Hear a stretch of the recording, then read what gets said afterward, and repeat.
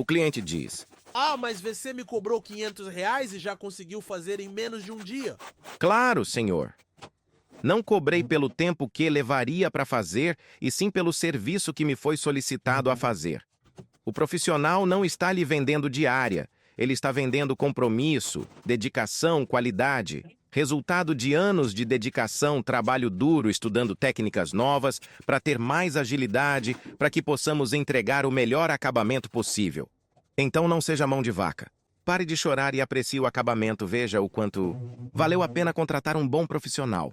Que realmente faz o que promete ou você vai querer pagar R$ 50 a menos e correr o risco de perder material e ainda receber um serviço porco.